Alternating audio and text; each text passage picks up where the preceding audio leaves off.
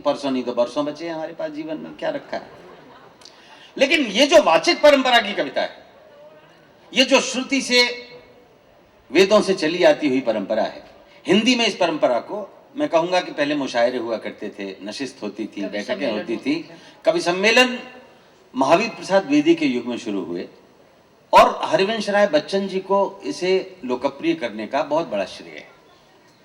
फिर तो एक लंबी परंपरा है जिसमें गायकी भी रही, जिसमें हास्य भी रहा, ओजस्विता भी रही, लेकिन सरल, सहज, सीधे दिल में उतर जाने वाली कविता वो नहीं जिसमें कि आप उन बिंबों के अर्थों के आसपास भटकें, घूमें। मैं उस कविता को पसंद करता हूं। एक कविता वो जो पुस्तक की कविता है, एक कविता वो जो उस तक की कविता है। तो मैं पुस्तक के कवियों को आदर देते हुए उस तक पहुंचने वाला एक नन्हा सा कवि हूं जो कोशिश करता हूं। और जहां तक 32 पंक्तियों का सवाल है, 32 पंक्तियों का कोई छंद उस तरह से नहीं है, 4-4 पंक्तियों के 8 टुकड़े बना लो तो 32 ही हो गई।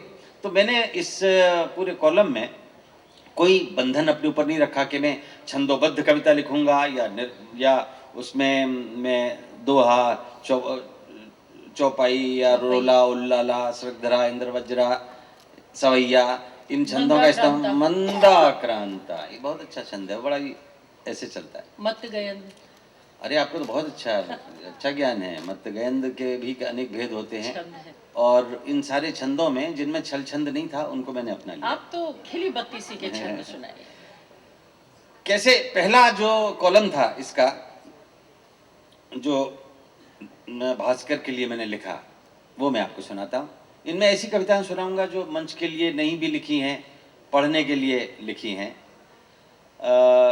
एक बड़ी अच्छी प्रतिक्रिया मुझे मेरे एक पाठक ने दी। उन्होंने कहा कि अशोक जी, हम आपकी कविता रोजाना अखबार में सुनते हैं। मैंने कहा अखबार में कैसे सुन लेते भाई, क्योंकि उन्होंने मुझे इतना सुना है तो वो मेरी शैली उनके अंदर चली गई है और कविता पढ़ते समय मैं उन शब्दों में उनके साथ रहता। और तकनीक के माध्यम से वो दिन दूर नहीं है कि जब आपके अखबार की PDF फाइल अपने कंप्यूटर पे खोलेंगे और क्लिक करेंगे, हो सकता है मैं आपको बोलता नजर आऊंगा।